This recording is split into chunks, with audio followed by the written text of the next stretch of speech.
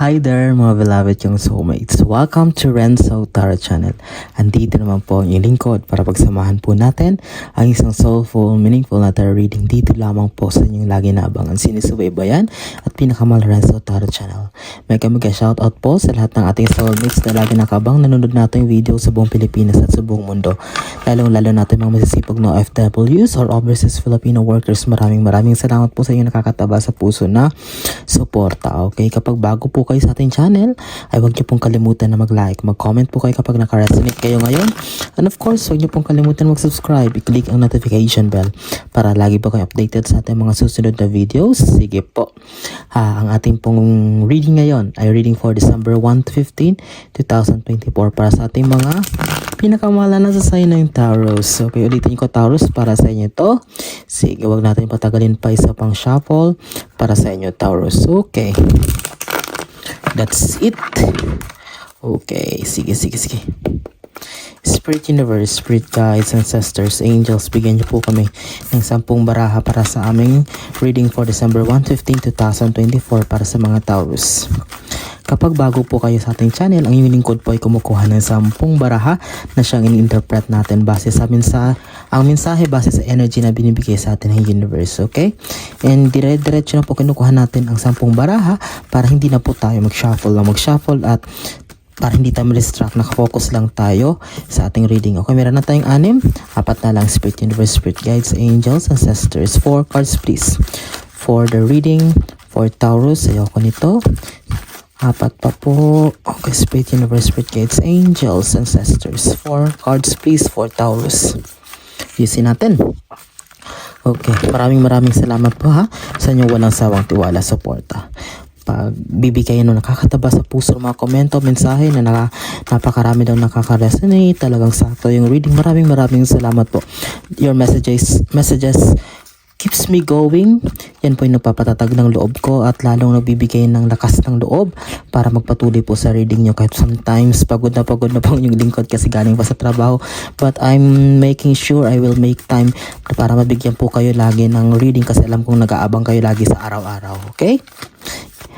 Last 2 cards po, Taurus, Spirit Universe, Spirit Cards, Spirit Guides, Angels, Ancestors. Sorry. 2 cards please for Taurus. December 1 to 15, 2024 reading.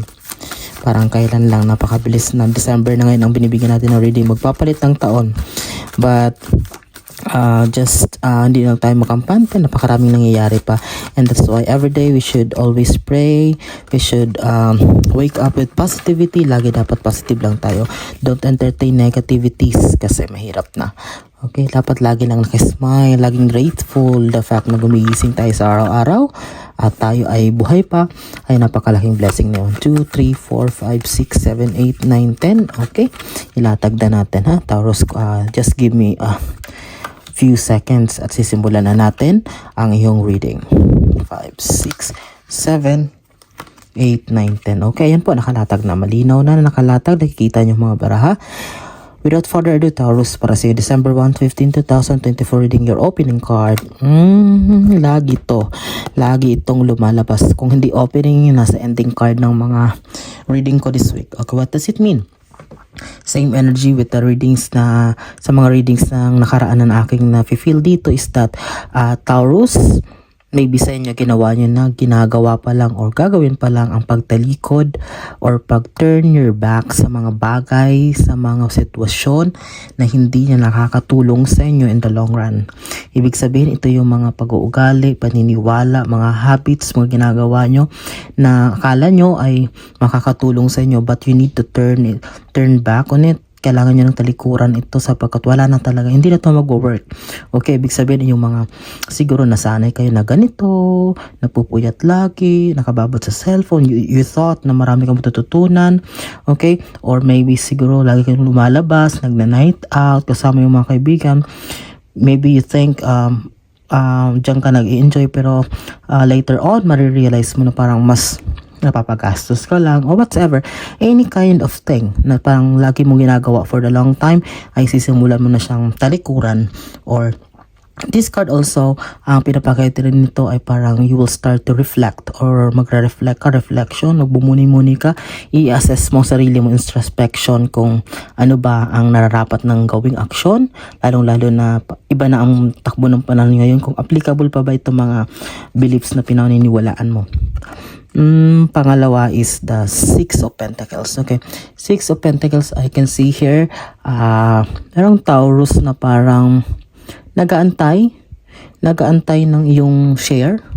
Siguro meron kayong ininvestan, may kasosyo kayo, or parang meron kayong isang bagay na parang nilaanan for the long time, tapos you are waiting for your fair share, or parang yung part mo sa ano na yan, or parang meron iba sa inyo na magsisimula pa lang makipagsosyo, makipag-invest sa mga na may any kind, na may kinalaman sa pera.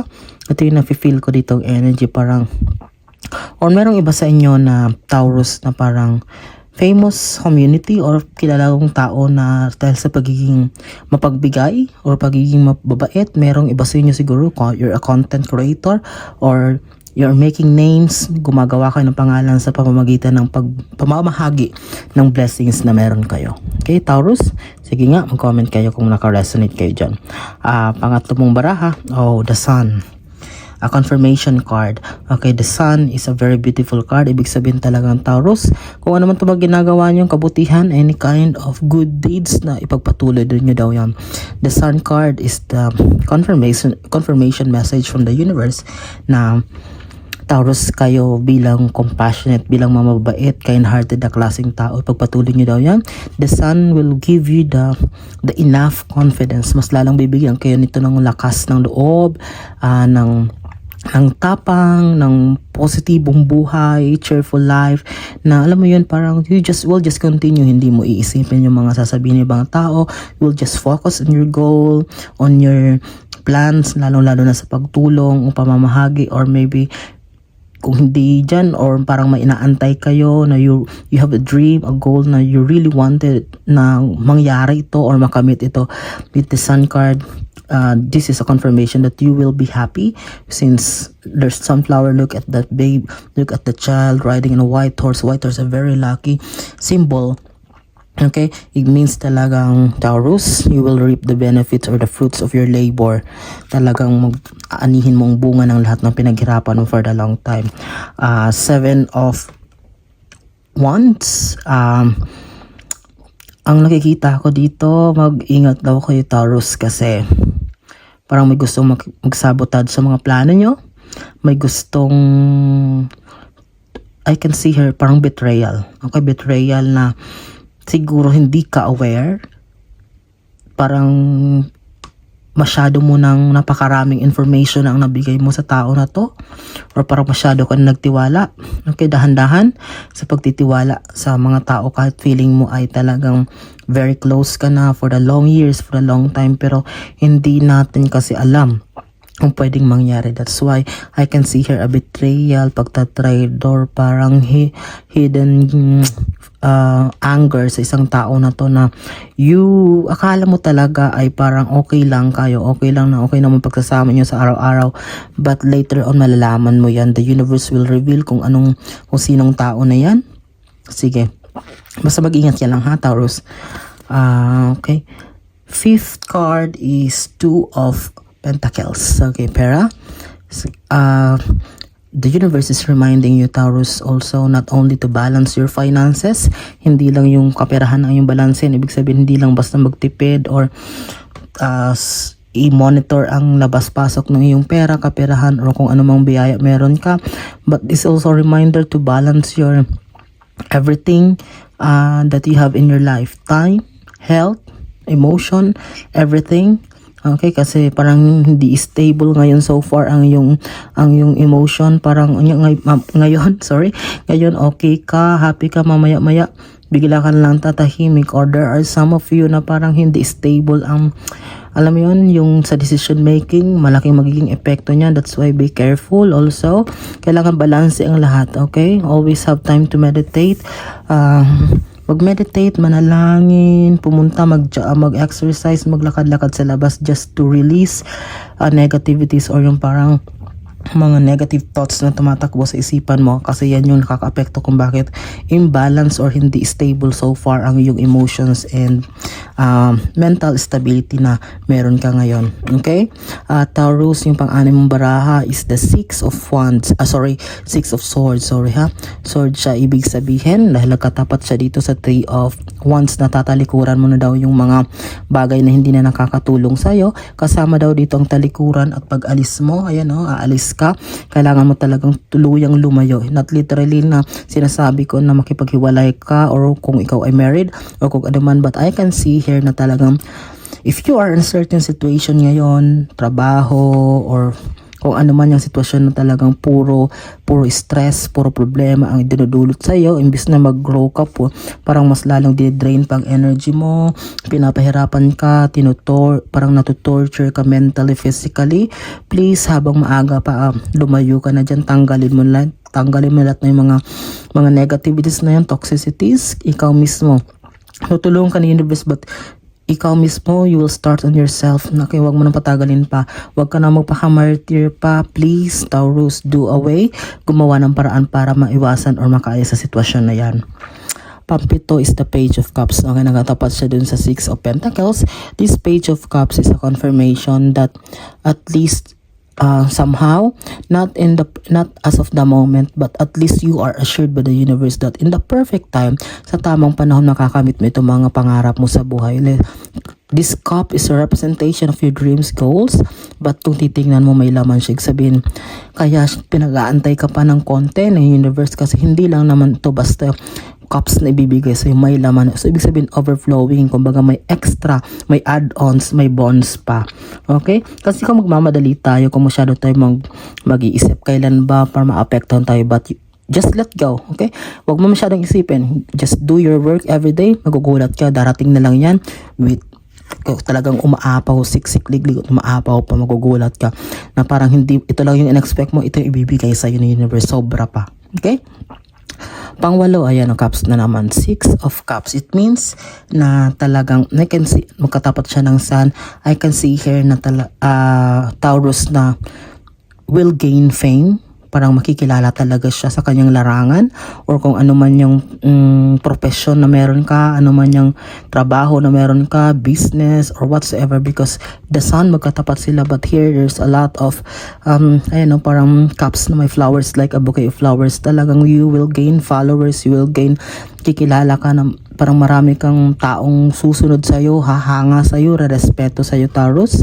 Nag-comment niya kayo dyan, there are some Taurus na parang nag-start na mag-build ng kanilang pangalan in terms of social media, parang sa Facebook, YouTube, vlogging, website, or whatsoever.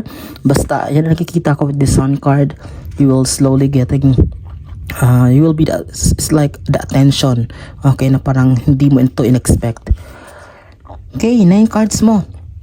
Knight of Wands. Okay, Taurus, this is your emotions. Since nakatapat pa dito, ayan magkatapat talaga sila ng Seven of Wands. Pa sabihin talagang meron kang not only dito sa tao na to na gusto kang traidorin o pabagsakin, but ikaw mismo, aside from that, meron ka daw mga battles, internal battles sa loob mo ng puso at isipan mo na nilalabanan. Hindi aware yung nasa labas. They thought you're okay every day, pero Taurus, itong Knight of Wands ay card of na pinapakita na marami kang sinosolve na problem on your own, na hindi ka humihingi ng tulong. That's why ito yung tatlong pyramids, golden pyramids in yung dreams mo. You really wanted that to happen, but kailangan mo munang labanan, labanan or mapagtagumpayan or manalo dito sa mga emotions or sa mga minor problems na yung kinakaharap na hindi aware ang karamihan. But you can do it with the sun card. Mapapanalunan mo yan or masasolve mo yan, Taurus. Okay? 10th and last card. Pinapos natin baraha, Taurus, para sa inyo. Wow! Lumabas ang sun. Tatapusin natin sa moon card. Okay, revelation. Mahahayag ang lahat, walang maitatago. December 1 to 15, 2024, magpapakatotoo ka. Wala ka na, hindi ka matatakot na sabihin or ipakilala kung sino ka. Wala ka na magiging pake sa mga tao. The moon will lalong lalo na sa start sa November 15, 16 will be the full moon. Okay, magliliwanag ang buhay mo, and at the same time, with the moon card, there will be healing, closure sa mga past trauma, sa mga nakaraang mga problema, mga na dati hindi ka makamove on, parang may naiwan pa ring kirot or parang sakit sa puso mo, but it will heal. This moon is will give you the closure, parang at least ma-relieve ka na, makakinga ka ng maayos, ma-release mo ang lahat, and you will move forward sa bago mong buhay na tatahakin puno ng biyaya, with the pentacles, happiness and contentment that you truly deserve, Taurus. Okay? Sige, bago tayo magtapos, to those who are asking po, sa nagtatanong po kung paano maka-avail ng ating personal reading, sa dulo po na ating video, i-attach ko po ang aking Facebook account ng Renzo Tarot Channel. Doon po kayo mag-PM or mag-message para pag-usapan natin ang detalye kung paano ka maka-avail ng slots para sa ating personal reading, kasi so far ngayon po, dito po kasi ako sa overseas, limited lang po yung araw ng aking pag-reading, Saturday, Sunday po kasi may trabaho ko, but kapag nakauwi na ako for good for the Philippines next year, ay magiging okay pong lahat. But maraming salamat po sa inyong walang sawang tiwala at suporta, laging panonood, pag-aabang. To our returning viewers, maraming salamat po sa inyo, sa ating mga bagong members ng channels, new subscribers, at sa mga hindi pa po nakasubscribe dyan, please do subscribe, click the notification bell, and don't hesitate to recommend our channel sa mga kilala nyo, kaibigan nyo, or mga kaopisina na mahilig rin sa tarot reading. Okay? That's it. Naway na guide ko kayo, malinaw ang mensahe ng ating universe para sa inyong lahat, mga tarot. So hanggang sa susunod nating pagsasama, maraming salamat, pinakamahal kong soulmates. Mag-iingat kayo lagi, and God bless us all.